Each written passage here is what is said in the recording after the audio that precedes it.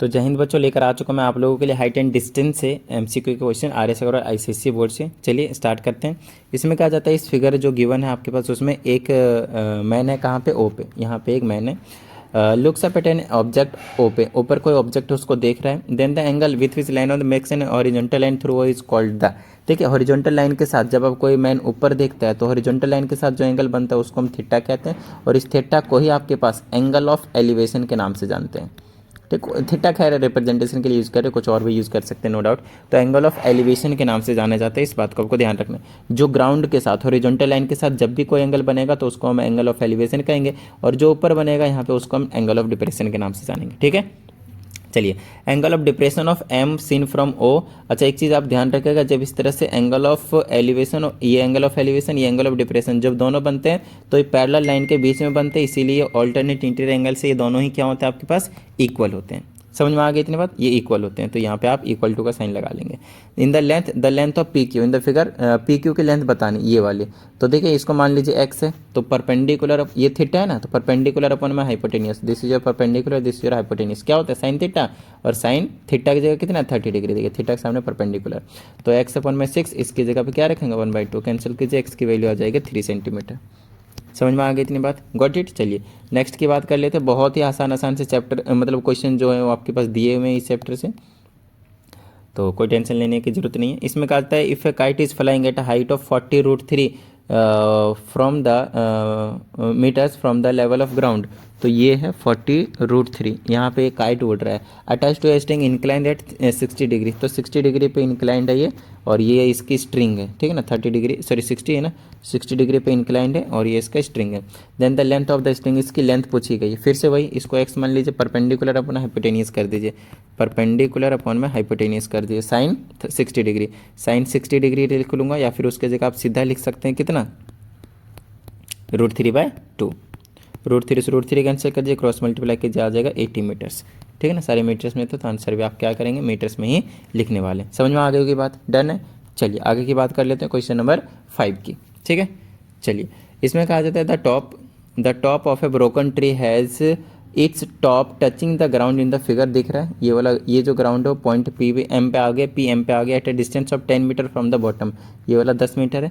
If the angle made by the broken part with ground is 30 degree, then the length of the broken part, ये वाला part, ये वाला part जो यहाँ पे गिरा, इसके पूछा है। तो आपके पास बेस अपॉन हाइपोटेनियस कर दिए, बेस अपॉन में हाइपोटेनियस को एक्स मान लीजिए, बेस अपॉन हाइपोटेनियस कॉस होता है, कॉस 30 डिग्री।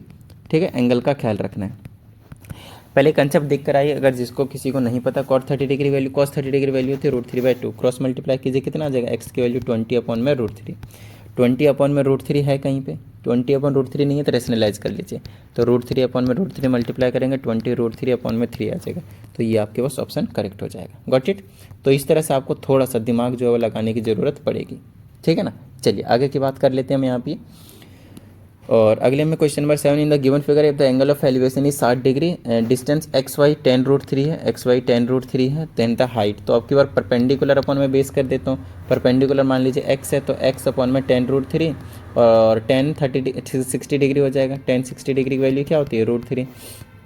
तो एक्स अपॉन में 10√3 क्रॉस मल्टीप्लाई करेंगे तो आ जाएगा 10√3 मल्टीप्लाई √3। √3 ओनली 3 होता है, तो 10 3 जा 30 आ जाएगा। 30 मीटर आपके पास आंसर जो है वो देखने को मिल जाएगा। समझ में आ गई ये बात? डन है। चलिए क्वेश्चन नंबर 8 की बात कर लेते हैं हम यहीं पे ही। ठीक है, क्वेश्चन नंबर 8 में कहा जाता है, a ladder 14 meter long leaning against the wall. तो ये जो लैडर है वो 14 मीटर लॉन्ग है। If the foot of the ladder is 7, ये जो foot of the ladder is कितना है? 7 मीटर अवे। ठीक है ना, 7 मीटर फ्रॉम द वॉल। तो हमसे पूछा होगा ये वाला पक्का थीटा पूछा, ये एंगल ऑफ एलिवेशन पूछा है। तो आपके बार क्या कर दीजिए? बेस अपॉन में हाइपोटेनियस कर दीजिए बेशक। तो ये वाला 7 अपॉन में हाइपोटेनियस, बेस अपॉन हाइपोटेनियस क्या होता है? Cos theta. तो यहाँ वाला थीटा पता चल जाएगा। इसको लिख दीजिए 1/2, 1/2 को कॉस के टर्म में लिख दीजिए, क्योंकि इधर भी कॉस है, और वो कितना हो जाएगा? Cos 60 degree. ठीक है, यहाँ से दोनों साइड एंगल को कंपेयर करेंगे, थीटा आ जाएगा 60 डिग्री, खत्म बात। थीटा आ गया आपके पास 60 डिग्री।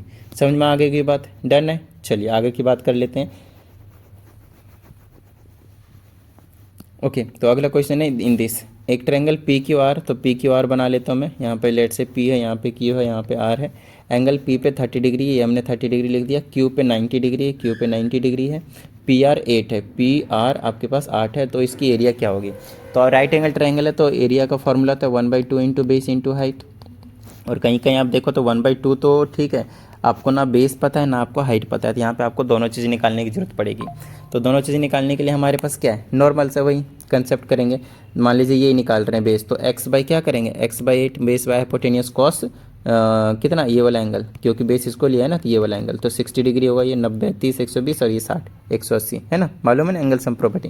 तो यह हो जाएगा cos 60 की वैल्यू 1/2, तो x की वैल्यू आ गई 4, तो बेस की जगह रख दीजिए 4। अब हाइट निकाल दीजिए ये वाला, इसको मान लेते हैं y, तो y/8 ले लेंगे, तो परपेंडिकुलर अपन हाइपोटेनियस साइन हो गया, और साइन 60 डिग्री की वैल्यू क्या हो जाएगा, ये वाला थीटा √3/2, इधर उधर कर दीजिए, कितना आ जाएगा 4√3, तो y की जगह पे 4√3 लिख लीजिए, 2 से कैंसिल किए 4 दूनी 8√3 आ जाएगा। तो 8√3 इसका जो है वो एरिया जो है वो निकल कर आ जाने वाला है। तो ध्यान रखना है, बस छोटे छोटे से काम करने, मेन चीज़ है कौन सी साइड कैसे निकालते थे वही चीज़ें हैं, कुछ अलग नहीं है इसमें। चलिए, तो हमारे 2 क्वेश्चन और रह रहे हैं, इसको फटाफट हम निपटा देते हैं।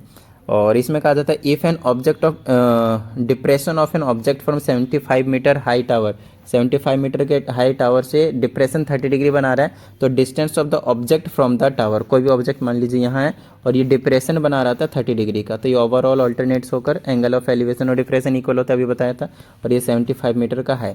हमसे ये वाला डिस्टेंस पूछा ऑब्जेक्ट का, तो परपेंडिकुलर अपॉन में बेस कर लेता हूँ, परपेंडिकुलर अपॉन में बेस, परपेंडिकुलर की जगह 75, बेस की जगह मान लीजिए x, तो tan 30 डिग्री वैल्यू हो जाएगा 1/√3, तो x की वैल्यू आ जाएगा 75√3 मीटर। खत्म बात, समझ में आ गई होगी बात, डन है। चलिए आगे की बात कर लेते हैं हम यहीं पे ही। ओके, तो क्वेश्चन नंबर है हमारे पास 11, if the length of the shadow of a pole is √3 times its height, तो ये पोल है और इसकी जो शैडो है वो √3 टाइम्स है पोल की हाइट की, तो पोल की हाइट को h मान लीजिए, इसकी √3 टाइम्स h कर दीजिए। आपसे पूछा एंगल ऑफ एलिवेशन मतलब ये वाला थीटा, परपेंडिकुलर अपन बेस आपको दोनों पता है, पुट कर दीजिए, परपेंडिकुलर की जगह h है, बेस की जगह √3 टाइम्स h है, तो ये आ जाएगा perpendicular upon base tan theta, टेढ़िंग टेढ़िंग उड़ा दीजिए, 1/√3 बचा, इसको लिख दीजिए tan 30 डिग्री, tan के टर्म में, क्योंकि राइट हैंड साइड में भी क्या था, tan था, और यहाँ से हमने tan की वैल्यू निकाल लिया कंपेयर करके 30 डिग्री, और ये आपके पास थीटा की वैल्यू आ गई। और देखते देखते हमने यहाँ पे हाइट एंड डिस्टेंस के जो इतने भी MCQs थे हमने उड़ा दिए। चलिए, उम्मीद करता हूँ आप सभी को समझ में आया होगा, और अगर ऐसा तो फटाफट वीडियो को लाइक कर दीजिए, साथ ही अगर आप इस चैनल पर एक नए स्टूडेंट हैं, चैनल को सब्सक्राइब करके बेल आइकन को जरूर प्रेस कीजिएगा। चलिए मिलते हैं अगली वीडियो में, प्रैक्टिस करते रहिएगा। जय हिंद।